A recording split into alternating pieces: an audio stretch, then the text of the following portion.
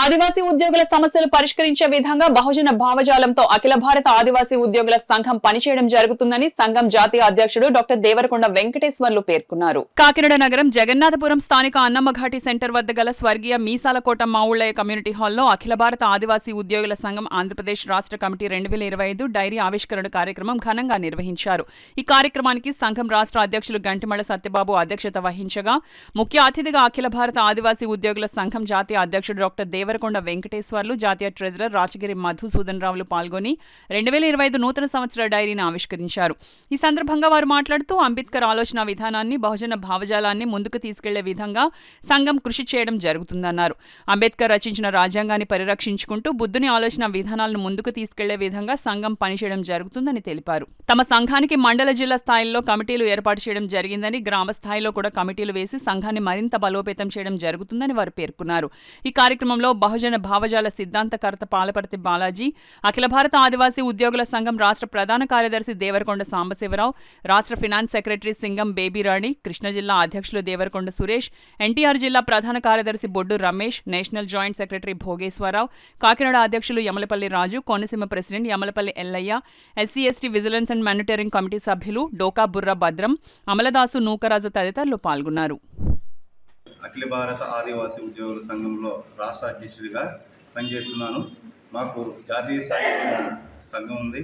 అలాగే 28 రాష్ట్రాల్లోని సంఘాలలో కమిటీలు ఉన్నాయి. అలాగే జిల్లా, నియోజకవర్గ, అలాగే కేంద్రపాలిత ప్రాంతాల్లో కమిటీలు ఉన్నాయి. ఈ 35 తెగల్లో ఉన్న సభ్యులందరినీ కూడా మేము ఈ కమిటీలో సభ్యులుగా తీసుకొని వారి యొక్క సమస్యల గురించి మేము పోరాటం చేస్తాము. Thank you. సందర్భంలో భద్రత కలిపే సందర్భంలో ఏ ఇబ్బంది వచ్చినా కూడా ఈ సంఘం ఆ సమస్యని పరిష్కరించడానికి ప్రయత్నం చేస్తూ ఉంది. అంటే ఎటువంటి ఇన్కన్వీనియన్స్ ఉన్నా కూడా ఉద్యోగులకు, అధికారులకి ఈ సంఘం బాధ్యత వహిస్తూ ఉంటుంది. ఈ సంఘానికి సంబంధించి ఆంధ్రప్రదేశ్లో 175 నియోజకవర్గాల్లో కమిటీస్ ఉన్నాయి. 679 మండలాల్లో సుమారుగా ఇప్పటికీ 400 పైగా మండలాల్లో మాకు కమిటీస్ కూడా ఉన్నాయి. ఈరోజు ఇక్కడికి రావడంలో డైరీ ఇనాగ్రేషన్. ఈ డైరీ ఇనాగ్రేషన్ ఏముంటుందంటే ఈ సంఘానికి సంబంధించిన బహుజన భావజాలము సిద్ధాంతం ఉంటుంది. ఈ సంఘంలో పనిచేసేవారు ఏ విధమైన నియమ నిబంధనలతో ఉండాలని కూడా ఈ యొక్క సంఘ డైరీలో పొందుపరచడం జరిగింది. ఒకసారి మీరు గమనించినట్లయితే ఈ సంఘం యొక్క డైరీ పైనే బహుజన పితామహులు, మాతామహుల యొక్క ఫోటోలను కూడా ముద్రించడం జరిగింది. బాబాసాహెబ్ డాక్టర్ బిఆర్ అంబేద్కర్, గౌతమ్ బుద్ధ, మహాత్మా ఫూలే, సావిత్రి ఫూలే, ఫాతిమా షేక్, బిర్సా ముండా, కొమరం భీం, ఈ విధంగా ఒకసారి మీరు గమనించినట్లయితే ఈ ఫోటోలు అన్నీ ఉన్నాయి. ఈ సంఘానికి కొన్ని నినాదాలు ఉన్నాయి, ప్రతిజ్ఞా ప్రమాణం ఉంది, ముఖ్య ఉద్దేశాలు ఉన్నాయి. ఇవన్నిటిని కూడా మీరు క్రోడీకరించి సంఘానికి ముందుకు తీసుకెళ్తా ఉన్నాం.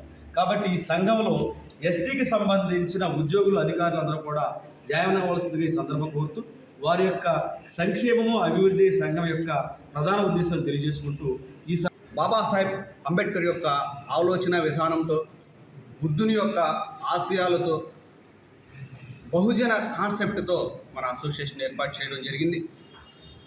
ఆదివాసీలు కూడా బహుజన ఐడియాలజీని తెలుసుకోవాల్సిన అవసరం ఉంది. బుద్ధుడు చెప్పినటువంటి సిద్ధాంతం, బాబాసాహెబ్ అంబేద్కర్ ఇచ్చినటువంటి రాజ్యాంగాన్ని అవగాహన చేసుకోవాల్సిన అవసరం ఉంది. రాజ్యాంగం యొక్క ఆశయాలు సాధించడం కోసమే మన యొక్క అసోసియేషన్ పనిచేస్తూ ఉంది.